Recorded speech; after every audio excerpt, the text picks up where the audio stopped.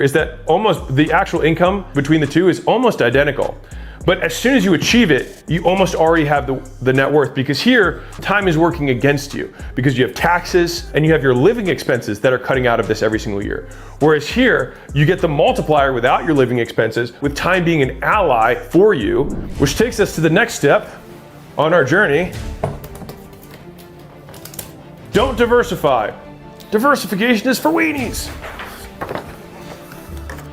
Diversification, to quote Uncle Warren, is a hedge against ignorance. You only diversify if you don't know what you're doing. The more you know, the less risky it is. I actually am approaching diversification from a focus perspective, which is, what's the one thing that you're going to invest your most valuable resource? Because when you're early on, you don't have that much money. So your most valuable resource isn't your money, it's your time and your attention. There's two ways we can allocate it.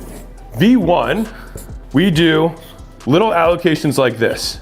I'm gonna look at crypto, I'm gonna look at day trading, I'm gonna look at Forex, I'm gonna look at flipping houses, I'm gonna look at long-term investing in real estate, I'm gonna look into Airbnb, I'm gonna look into starting an ATM business, I'm gonna look at, you get the idea, right? So let's say this is you, and this is your time and attention that you have to pursue any new opportunity. So you say, I need 7 income streams because the average millionaire has 7 income streams. So I'm gonna spread myself thin between 7 different opportunities. And while I do that, I'm gonna be multitasking, trying to fill different cups at the same time with different colors.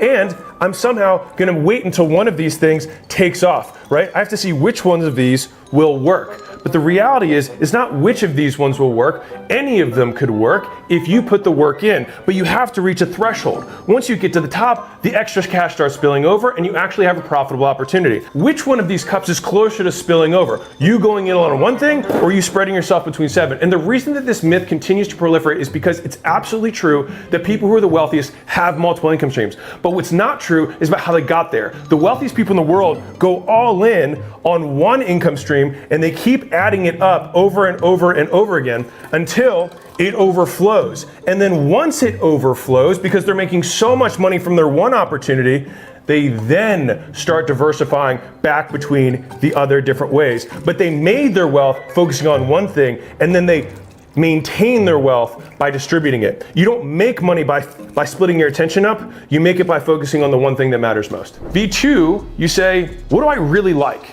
Well, I do have experience doing this one thing, and so I'm gonna ignore all of these other opportunities and just go all in on one thing. The reason I'm such a big advocate of focusing your attention on one thing is that this is where you get disproportionate returns.